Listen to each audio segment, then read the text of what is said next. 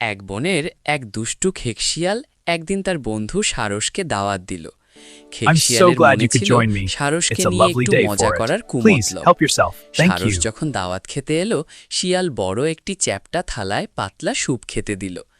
শিয়াল তার জিভ দিয়ে চটচট করে সব স্যুপ খেয়ে ফেলল, কিন্তু সারসের ঠোঁট লম্বা আর সরু হওয়ায় সে থালা থেকে এক ফোঁটা স্যুপও মুখে তুলতে পারল না।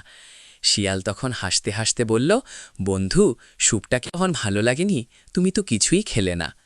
সারস শিয়ালের চালাকি বুঝতে পারল, কিন্তু কিছুই বলল না। কয়েকদিন পর সারসও শিয়ালকে তার বাসায় দাওয়াত দিল। সে শিয়ালের সামনে খাবার আনল একটি লম্বা সরু ঘাড়ওয়ালা জগে। জগের মুখ ছিল এতটাই সরু যে শিয়ালের মুখ তার ভেতর ঢুকছিল না। সারস তার লম্বা ঠোঁট দিয়ে অনায়াসেই সব খাবার খেয়ে ফেলল। শিয়াল জগের বাইরে থেকে শুধু ঘ্রাণ নিল, কিন্তু এক দানাও খেতে পারল না। শিয়াল তখন বুঝতে পারল, সে সারসের সাথে যা করেছিল সারসও ঠিক সেটিই করল। অন্যের ক্ষতি করতে গিয়ে সে নিজেই সেদিন ক্ষুধার্ত অবস্থায় বাড়ি ফিরেছিল। এই গল্প থেকে আমরা কি শিখলাম? তুমি অন্যের সাথে যেমন ব্যবহার করবে, অন্যেরাও তোমার সাথে ঠিক তেমনই করবে। অর্থাৎ যেমন কর্ম তেমন ফল।